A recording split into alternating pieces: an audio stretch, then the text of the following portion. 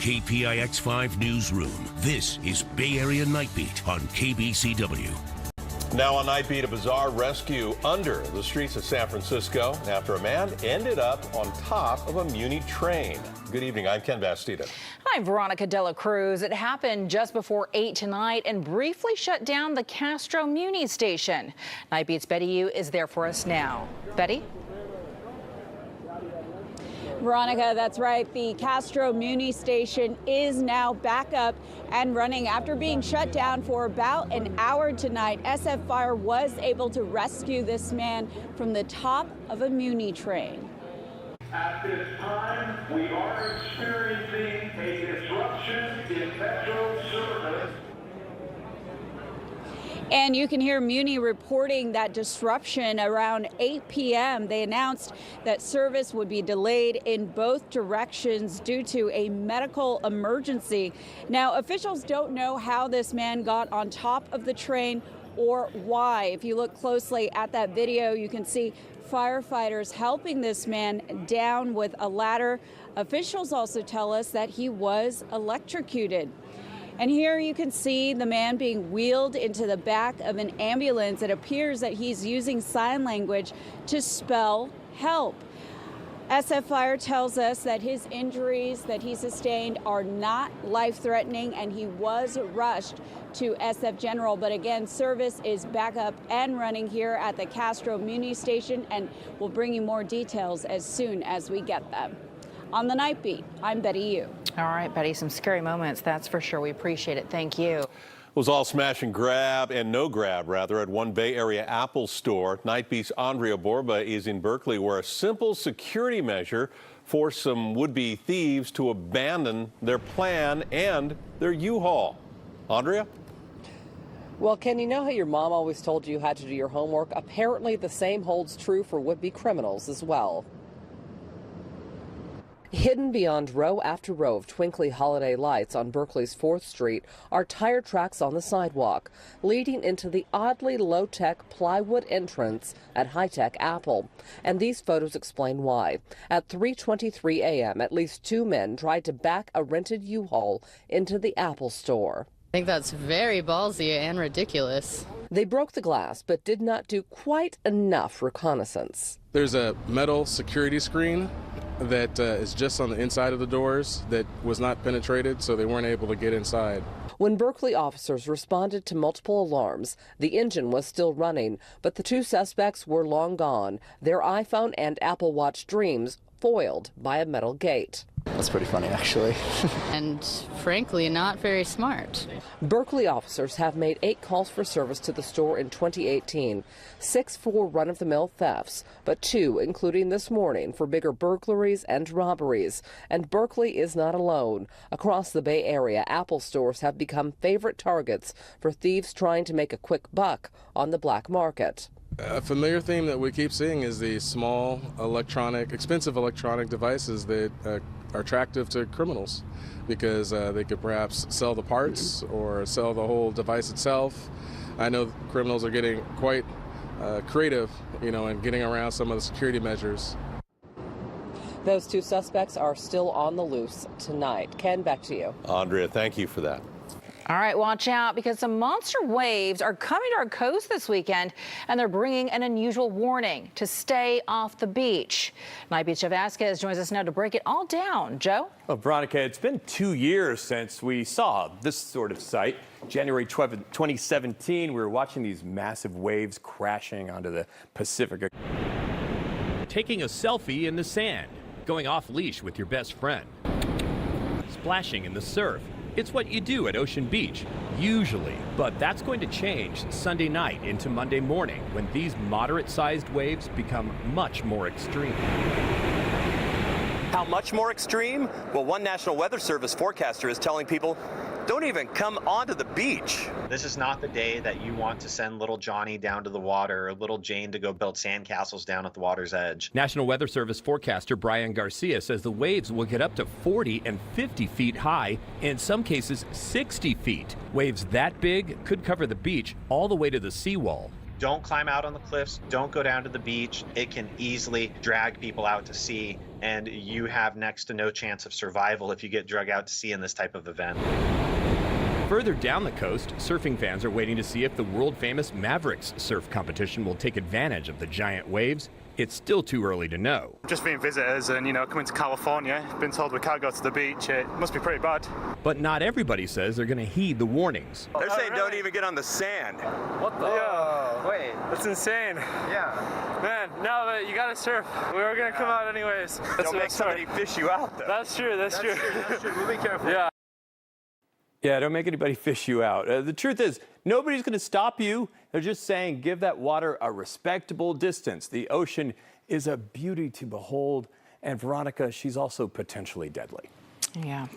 Some important things to remember there, Joe. Thanks so much. Let's take it over now to Paul Diano, who is tracking actually 2 different storms right now in the forecast. Right, Paul? Yeah, Veronica, first one gets here tomorrow. Some light rain, not that big of a deal. The bigger deal comes Sunday, where the surf will get rough at the beach.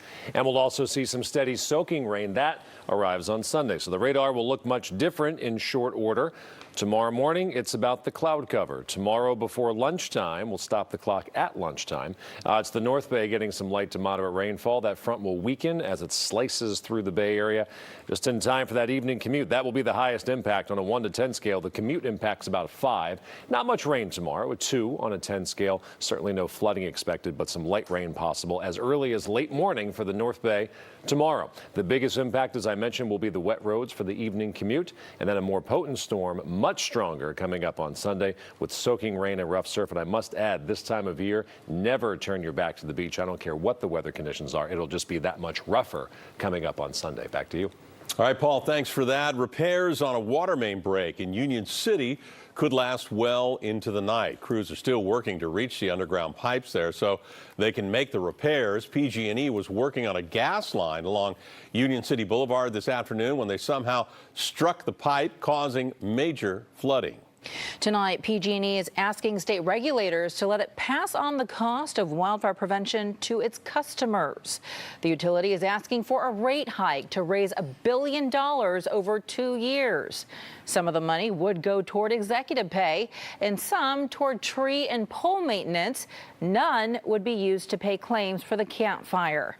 The average bill would increase by about $10 a month in 2020.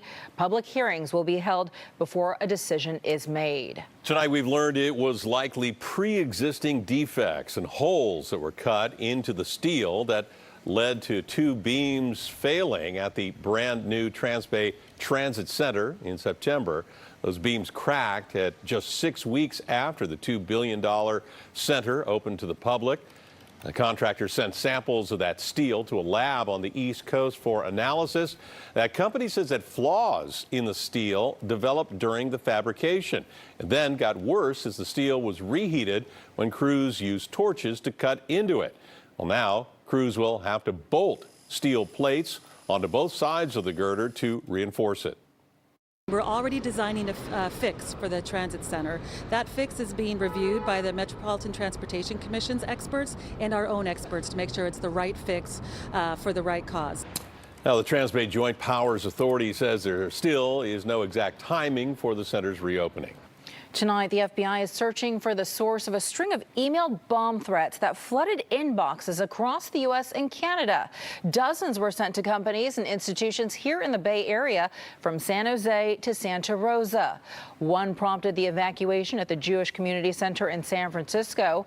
All of the messages were the same: a poorly worded demand for $20,000 via Bitcoin and a threat to detonate explosives if the money wasn't paid. Police department scrambled, but all came to the same conclusion. This is false. It's not real. It's fraudulent. Please do not respond to these people. CBS News has learned local police departments were warned by federal authorities about these types of threats after 15 states, including California, received similar messages between August and November of this year. Tonight, we're learning that the recent E. coli outbreak in romaine lettuce has now been linked to one farm in California. According to the CDC, the bacteria was traced to Adam Brothers Farms in Santa Barbara County. Officials say E. coli was discovered in the sediment of a water reservoir used to irrigate the leafy greens. There have been 59 cases of the illness across 15 states since it was first reported in October. The agencies are still investigating if there are other possible sources. CDC advises consumers not to eat romaine lettuce from Monterey, San Benito, or Santa Barbara counties until this investigation is completed. Grammy-winning jazz and pop singer Nancy Wilson has died. Her manager says Wilson passed away peacefully tonight at her Southern California home after a long illness. She won 3 Grammy Awards in a career spanning over 5 decades. In the 1960s alone, she released 8 albums that reached the top 20 on Billboard's pop charts. She retired from touring in 2011. She was 81 years old. Next on Nightbeat, Miss USA apologizing tonight for a less than worldly comment about her competition. Plus, ready to share the road with driverless cars? Waymo is gearing up for a test run, and tonight, the public is sounding off. And a journey to the edge of space. Virgin Galactic hits a major milestone in the push to send private tourists on the trip of a lifetime.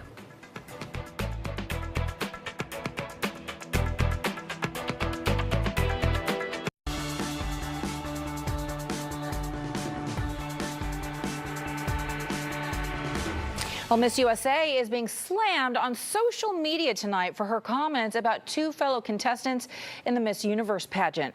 Here's what Sarah Rose Summers had to say about Miss Vietnam. She's so cute, and she pretends to know so much English, and then you ask her a question after having a whole conversation with her, and she goes, she's adorable. Summers also mocked Miss Cambodia, calling her lack of English skills, quote, isolating. Summers apologized tonight on Instagram, saying, quote, in a moment where I intended to admire the courage of a few of my sisters, I said something that I now realize can be perceived as not respectful, and I apologize. I would never intend to hurt another. Self-driving car company Waymo is now one step closer than any other company to getting its vehicles out on the roads. Nightbeat's Maria Medina is in Mountain View with one man who says this will change his life. Sure, it's exciting to think one day we could get in a car and not have to do a thing.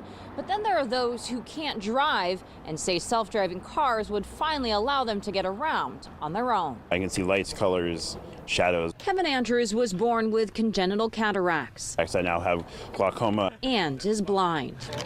But new technology may soon dramatically change his life and so many others. Being able to get in a car and drive on the road with other crazy drivers would be a lot of fun, I'm not going to lie. A fully self-driving car. Tonight, Kevin and dozens of others attended a meeting held by Waymo, a self-driving technology company, which obtained the first ever driverless testing permits just a couple months ago. The permits allow Waymo to test its fleet of 39 self-driving cars without a human behind the wheel on public roads, including in Mountain View, Palo Alto, and Sunnyvale. If you saw this car out on the street, would you trust it? You have to be a little bit careful around them. But yeah, I trust them. I think we all still have lots of questions about it. Waymo workers answered questions tonight from the public about its testing phases, technology, to where it sees itself in the future. Right now, it's expanded its testing in Arizona as self-driving taxis. It would be awesome to just be able to jump in a car and be able to go wherever I want, whenever, without having to rely on bus timetables. Kevin, who is the president of the Silicon Valley chapter of the National Federation of the Blind, says he attended tonight's meeting not just because he's interested in the technology, but because he wants to be part of the race to get self-driving cars on the roads. So if it's going to work for everybody, it needs to work for blind people as well. We're a huge number of people that can't drive, and there's a lot of us here, so we want our voices heard. And Waymo workers would not do any on-camera interviews, but they did say that it'll be a while before their cars are out on the streets without any drivers. On the Nightbeat, I'm Maria Medina. A new power partnership is making electric scooters more accessible to customers in the South Bay. Today, Google announced that it is teaming up with Lime to include e-scooters in Google Maps directions. The app tells you how long it will take to get to a rentable scooter or e-bike. The new feature is rolling out to 13 cities worldwide, including San Jose. And Apple is going big in Texas, and it's bringing up to 15,000 new jobs with it. Apple executives and Texas Governor Greg Abbott announced today the company's plans to expand into Austin. The new development will be on 133 acres of prime property. Site preparations will begin next year. The goal is to open the first building in the next 2.5 years. They may look like ordinary redwood saplings, but these tiny trees being planted in the Presidio are actually carbon copies of an ancient giant. A nonprofit research group extracted DNA from the long-lost Fieldbrook redwood tree. This was 3,000 years old when it was chopped down in 1890. And now the Presidio Trust is planting 75 of its lab-grown clones to help fight climate change. Paul Diano standing by, tracking the forecast. 2 storms on the way, right, Paul? One tomorrow, one on Sunday. Yes, the stronger one is on Sunday, but the first one up, of course, is the one tomorrow. Clear skies in Santa Rosa. Boy, have you cooled down quickly, down to 38 degrees already. Clouds beginning to roll into San Francisco, 16 degrees warmer at 54. As we look at the overnight lows tonight, upper 30s, low 40s for the North Bay where you're still clear. 45 in Fremont, 49 Oakland, 51 San Francisco. Radar clear for now. Some light rain will have moved through the Bay Area by this time tomorrow. Rough surf is on the way. Joe Vasquez had the story. Widespread waves running really high, the highest since January of 2017, 25 to 40 feet. That's significant. The swells will run 17 to 21 feet with some isolated higher amounts. This is not tonight. Tomorrow, even Saturday, we're talking Sunday night and Monday morning. Very rough surf, extreme caution at the beach, please. Patterns changing. Ridge of high pressure is moving out and the storm track ever so slowly working its way back toward us. The last front missed us because the storm track was way up to the north. Tomorrow, we get some light rain as the storm track gets closer. Sunday, we get some soaking rain as the storm track will be just to our north. Let's time it out for you. Clouds tomorrow morning, lunchtime. It's raining in the North Bay. 5, 6 o'clock, some light to moderate rain stretching all the way down to the Santa Clara Valley. And then it kind of fizzles out. We'll see some light showers for the North Bay throughout the morning and afternoon hours on Saturday, but most of the Bay Area will stay dry. The wetter day over the weekend is Sunday. This is soaking or heavy rain developing in the North Bay by lunchtime on Sunday. All of us getting soggy now as early as Sunday afternoon. Futurecast shows the rainfall totals from wave number 1. Pretty unimpressive, 1/4 of an inch of rain or less. Now let's add on the rain we're going to get on Sunday. The numbers go up about tenfold. Concord, more than an inch of rainfall by Monday. Redwood City, more than an inch. Santa Rosa, nearly 2 inches of rain, the majority of that falling Sunday and Sunday night. So lighter rain tomorrow, soaking rain on Sunday. A good chunk of Saturday is going to be dry, and then we get some rough surf Sunday night into Monday morning. So tomorrow, with some rain moving through, mainly in the afternoon. Oakland 60, Livermore 63, Mountain View 63, San Francisco 59 degrees. Most of Saturday's dry. The exception will be the North Bay with a few showers. Sunday afternoon, we're wet. Monday, Tuesday, we dry out and likely will stay dry for much of next week. So watch out for rough surf at the beach and some soaking rain on Sunday. That's your forecast. All right, Paul, thank you. Sports Minute with Dennis O'Donnell. And have we settled this Raider thing yet? Or No. In fact, it's going to be interesting as the season winds down wherever they're going to play next year. The Raiders' final game of this season is in Kansas City. It could be their last game as the Oakland Raiders, and it's one that could decide home field advantage in the AFC playoffs. Battle of gunslingers, Chiefs Pat Mahomes and LA's Phillip Rivers. The Chargers trailed 28-14, under 4 minutes to go, but then Rivers finds Mike Williams for the score. LA was down 28-27, 4 seconds left. They go for 2 and the win or the loss. Rivers to Williams again, wide open. That's a game-winning 2-point conversion. Chargers come back to win 29-28. LA clinches a playoff spot with the victory. They're now tied with Kansas City atop the AFC West. How about that?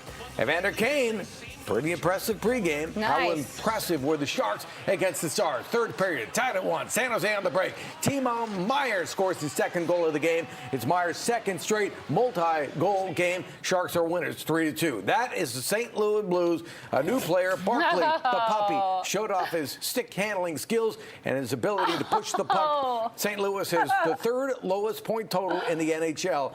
Has already fired their coach this year, but maybe Barkley could give the Blues a little inspiration. We are at the ice tonight at the Embarcadero yes. Holiday Ice Center. Yeah. Open till June 9th.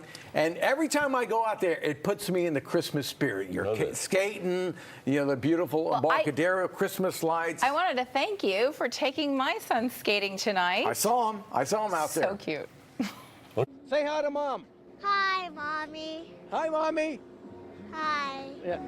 She's a great mommy, huh? Yeah. Oh, that's Hartley Eric Delacruz. That's Nightbeat's newest star. He's 5 years old. And Dennis, it looks kind of like you were using him as a crutch. Are you going to go down, Dennis? He was holding me up. That's what it looks like. Hartley was holding me up. It could have been a disaster on the ice. No, but you guys were super cute. Oh, there he goes. Oh, my goodness.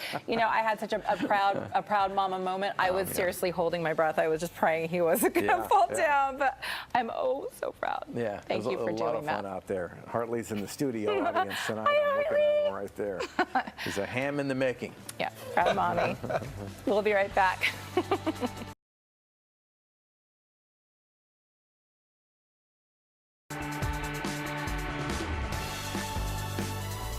Another giant leap today in the next space race. Yep, we're talking about the one that will determine who's going to carry the first private tourists into orbit.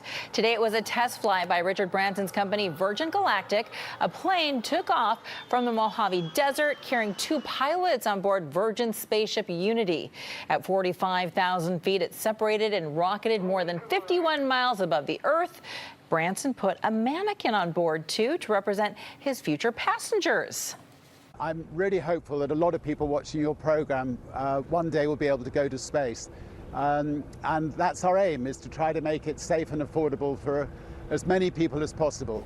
The test flight was a success. More than 600 people have paid about $250,000 to fly with Virgin Galactic. But Branson has competition from fellow billionaires Jeff Bezos and Elon Musk, all eager to carry tourists into space. Are you going to do that? Absolutely. You could be the first man on the moon. Tell Steph Curry. I'm not going to the moon, but I am going to space at some point. I'm going to space out. We'll be right back. I'll see you there. Friends and family in the studio tonight. Thank you guys for coming down, and thank you all so much for watching us here on Bay Area Nightbeat. And join us for more news in about 30 minutes over on KPIX5. Good night. This holiday season, the Lantern Light Festival is bringing a little bit of China to the area. Now open at the Alameda County Fairgrounds.